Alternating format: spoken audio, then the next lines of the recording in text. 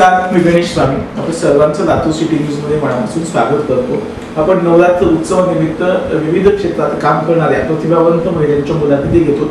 आजच्या भागामध्ये आपल्यासोबत आहेत उदगीरच्या एक सुप्रसिद्ध ब्युटिशियन आणि न्यूट्रिशिस्ट मोहिनी अचोले कदम मॅडम, आणि त्यांच्यासोबत आज संवाद साधणार आहोत. आणि त्यांचा संपूर्ण जीवन प्रवास खरं तर आपण फोटो स्टुडिओ बघितले किंवा लातूरमध्ये वेगवेगळे स्टुडिओ बघितले, परंतु पहिल्यांदाच उदगीर सारख्या ग्रामीण भागामध्ये मोहिनी मॅडमनी एक ब्युटिशियनचं स्टुडिओ करण्याचं मोठं धाडस त्यांनी केलं. आणि त्यांचा हा प्रवास कसा सुरू आहे आणि कशा पद्धतीनं त्यांनी या प्रवासाच्या त्यांच्या वाटचाली आहेत त्या जाणून घेण्याचा प्रयत्न करणार. बऱ्याचशा गप्पा आपण त्यांच्याशी मानणार आहोत. मॅडम, आपलं लातूर सिटी न्यूजमध्ये मनापासून स्वागत आहे.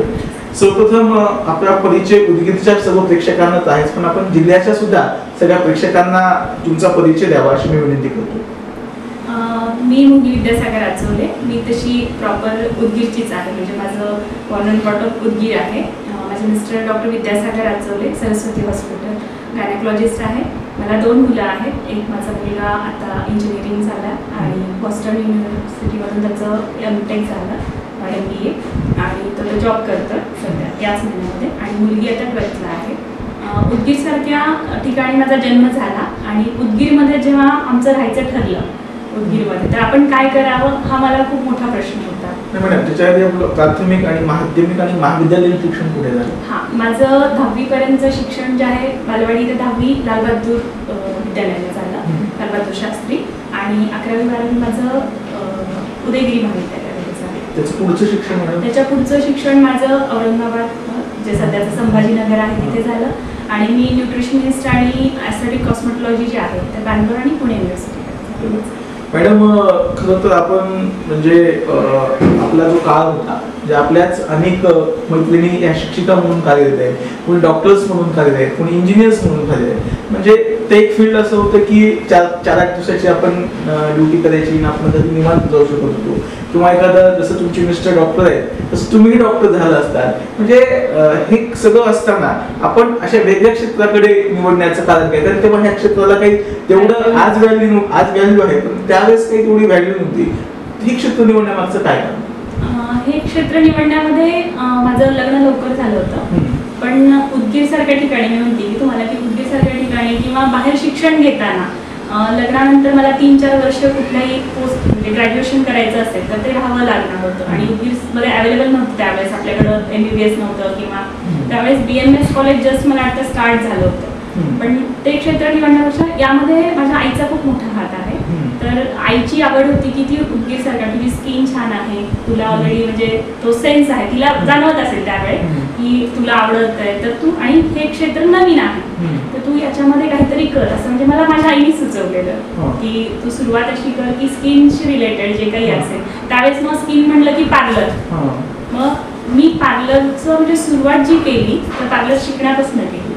तिथून माझा हा प्रवास आतापर्यंत, म्हणजे अजूनही मी शिकतच आहे, नवीन याच्यामध्ये मी डेव्हलप करत आहे. त्यामुळं म्हणजे असं म्हणता येईल की आईने मला प्रोत्साहन दिलं की तू या क्षेत्रामध्ये पुढे जावं.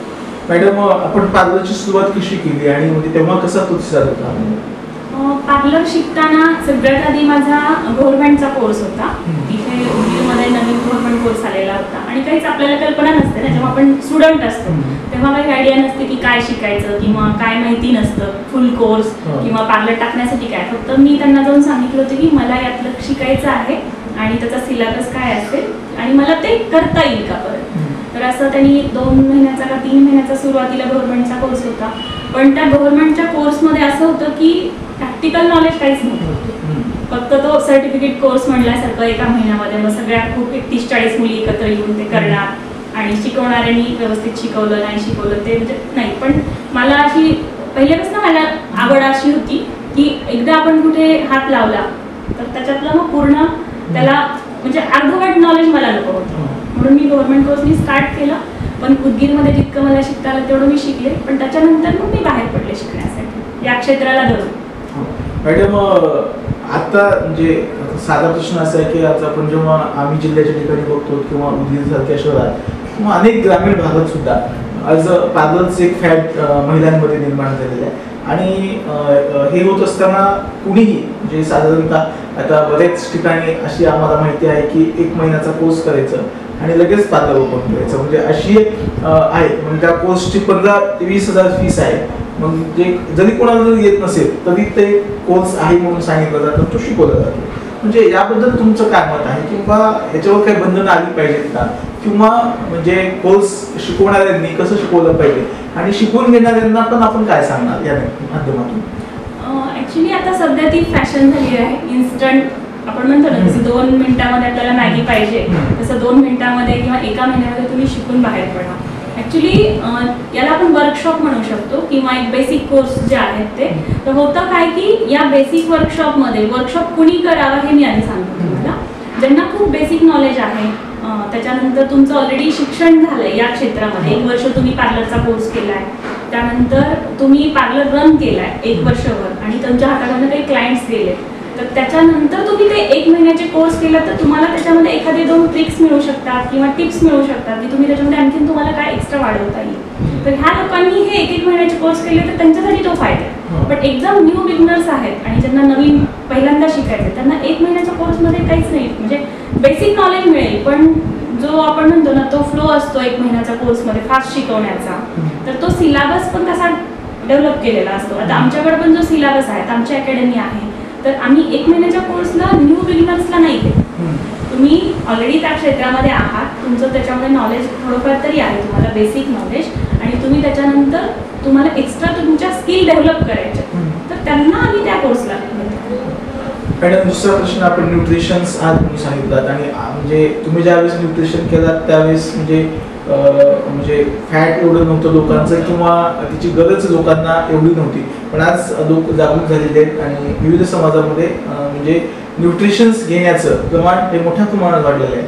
म्हणजे त्याच्यामध्ये आता माझे काही प्रश्न या निमित्तानं एक निर्माण होतात की न्यूट्रिशनच्या अनेक कंपन्या आपल्याकडे आल्या, मग आता त्याचे रेट्स एवढे सांगितले जातात 7,000, 8,000, 10,000 आणि मग ते पुन्हा कमी केले जातात. म्हणजे चेन पद्धत सुद्धा ह्यामध्ये आलेली आहे. अशा अनेक कंपन्या आहेत की त्या चेन पद्धतीने घेतात आणि ह्याच्यामध्ये फक्त त्यांनी सांगितलं जातं की तुम्ही न्यूट्रिशन घ्या, म्हणजे सकाळच्या म्हणजे जसं चहा पितो आपण तो तसा घ्या, पुन्हा त्याच्यानंतर ते सलाड खा, पुन्हा जेवण काही थोडंफारच जेवण करा आणि रात्री काही करू, म्हणजे असं मला मिळालेली माहिती. म्हणजे हा काय प्रकार आहे आणि याबद्दल आपण आपल्या प्रेक्षकांना अधिक काय सांगाल आणि यावर काही वेगळा मार्ग आहे का? ऍक्च्युली सध्या जे न्यूट्रिशनचं ब्रँड किंवा एक वेगवेगळ्या कंपन्या मार्केटमध्ये आलेल्या आहेत, तर सगळ्यांचं बघा कसं असतं की प्रत्येकाला आपलं काय महत्त्वाचं आहे ते सांगणं गरजेचं असतं, पण ते कशासाठी आपण घेतो हे तितकंच महत्त्वाचं आहे. न्यूट्रिशनचा रोल ॲक्च्युली खूप चांगला आहे, पण न्यूट्रिशन तुम्ही कशासाठी घेताय, किती वेळासाठी घेताय आणि त्याचा एक्झॅक्ट रिझल्ट काय पाहिजे आपल्याला हे माहिती पाहिजे. कारण न्यूट्रिशन, जसं आमचं नॉलेज जे आहे न्यूट्रिशन म्हणजे बेसिक तुमचे विटामिन्स, मिनरल्स, प्रोटीन्स ह्या गोष्टी तुम्हाला तुमच्या बॉडीमध्ये पाहिजे. मग तुम्ही ॲज अ सप्लिमेंटनी घेताय का तुमच्या आहारातून घेताय. आहार म्हणजे कसं, तुमचा सकस आहार जे आपण म्हणतो की सकस आहारची व्याख्या काय आहे, सगळ्या तुमच्या ताटामध्ये आपण एक ताट घेतलं त्याच्यामध्ये तुमचं कार्ब्स आहे, फायबर्स आहे, प्रोटीन आहे, म्हणजे तुमची डाळ आहे, चपाती भाकरी आहे, भात आहे, सॅलॅड आहे, त्याच्यातून जे फायबर्स मिळणार आहेत किंवा जे आपल्याला जे विटॅमिन्स मिनरल्स मिळणार आहेत तर ते पाहिजे. तर या न्यूट्रिशनमध्ये जे कंपन्या आजकाल सांगतात, जर तुम्हाला ते आहारामध्ये पूर्ण घेणं होत नसेल तर तुम्हाला एक्स्ट्रा सप्लिमेंट्सची गरज असते. बरं, त्याच्याने तुमचं वेट लॉससाठी तुम्ही घेताय का तुमच्या स्किनसाठी घेताय. जर तुम्हाला डिफिशियन्सी असेल तर तितक्या तात्पुरत्या ह्याची घेतली तर काही हरकत नाही, पण त्याचा ओव्हरडोस जमत नाही किंवा त्याचं प्रॉपर आणि फक्त न्यूट्रिशननी तुमचं वेट लॉस किंवा हे होत नाही. बेसिक आपल्या हेल्थसाठी 5 पिल्लर आहेत आपल्या लाईफस्टाईलचे, ते 5 पिल्लर तुमचे पाहिजे. हे 5 पिल्लर कुठले आहेत, एक तुमची एक्सरसाइज आहे, तुमचा डाएट आहे, तुमचा स्ट्रेस मॅनेजमेंट आहे, त्याच्यानंतर तुमचं न्यूट्रिशन व्हॅल्यू जी आहे ती आहे, आणि 5वा जो आहे तुमचं मेडिटेशन. तर ह्या तुम्ही मॅनेज केला पाहिजे, तर तुमचं ते पिल्लर्स डगमत नाही. म्हणजे जेव्हा आपण जेव्हा म्हणतो की बिल्डिंग बांधतो तेव्हा पिल्लर्स करतो आपण उभे, तर तुमचे पिल्लर्स मजबूत नसतील तर तुमची बिल्डिंग होत नाही. तसं आपल्या हेल्थचं पण, स्किनचं पण तसंच आहे. म्हणजे इनसाइड आणि आउटसाइड जो ब्युटी प्रोग्राम मी लॉन्च केला तर तो तसाच आहे, त्याच्यावरच डिपेंड आहे. तुमची आतून स्किन, तुम्ही आतमध्ये काय घालताय आपल्या शरीरामध्ये, त्याच्यातून तुमचा स्किनचा ग्लो दिसतो. शेवटचा प्रश्न, न्यूट्रिशनचं जसं तुम्ही तिची पावडर्स किंवा हे सांगितलं, पण आज अनेक उत्तर प्रदेश असेल, आंध्र प्रदेश असेल किंवा बाहेर राज्यातल्या किंवा परदेशातल्या कंपन्या ह्या टॅबलेट्स या ठिकाणी म्हणजे सांगतात किंवा ह्या टॅबलेट्समुळे तुमचं वजन कमी होईल, या 2 टॅबलेट्स घेतल्याने दिवसातून तुमचं वजन कमी होईल. म्हणजे तुम्ही प्रेक्षकांना काय सांगा की घ्यावं का नको? ऍक्च्युली टॅबलेट्स घेण्याने फक्त जर वजन कमी झालं असतं तर आतापर्यंत सगळ्यांचं वजन कमी झालं असतं. मी तुम्हाला तेच सांगते की टॅबलेट्सचा रोल जो आहे तो फक्त तुमचा न्यूट्रिशनचा गॅप फुलफिल करण्यापुरता आहे. त्याच्या वेट लॉसचा संबंध जो आहे तुमचे क्रेविंग्स कमी होणं किंवा तुमचे डाएटमध्ये फायबर्स वगैरे ज्या गोष्टी मी सांगते वेटसाठी त्यामुळे त्या तात्पुरत्या होतात. पण त्या कंपन्या त्यांना खरंच मान्यता आहे का फूड सप्लिमेंट्सची, त्यानंतर त्या डायजेस्टिव्ह त्यांचं प्रमाण काय आहे. जसं तर प्रोटीन पावडर आहे तर प्रोटीनचं एक स्कोर असतो म्हणजे जो स्कोर म्हणतो ना आपण प्रोटीन डायजेस्टिव्ह सोर्स जो आहे तर तो तुमचा किती पर्सेंटेज आहे तो त्याला मान्यता आहे का, ह्या गोष्टी सगळ्या आपल्याला नॉलेज नसतं. त्यामुळे ते लोक काय होतं की घेत राहतात, त्याची कळत नाही. तर हे आधी आहे का नाही ते पाहावं लागेल आपल्याला. आणि जर घेत असाल तर त्या फक्त त्या टॅबलेट्सवर डिपेंड न राहता बाकीच्या गोष्टी तुम्हाला रुटीनमध्ये फॉलो कराव्या. कारण कंटिन्यू तुम्ही जितके दिवस घ्याल तितके दिवस ठीक आहे, पण त्याच्यानंतर आणि लॉंग टर्मसाठी ते आहे का? ओके.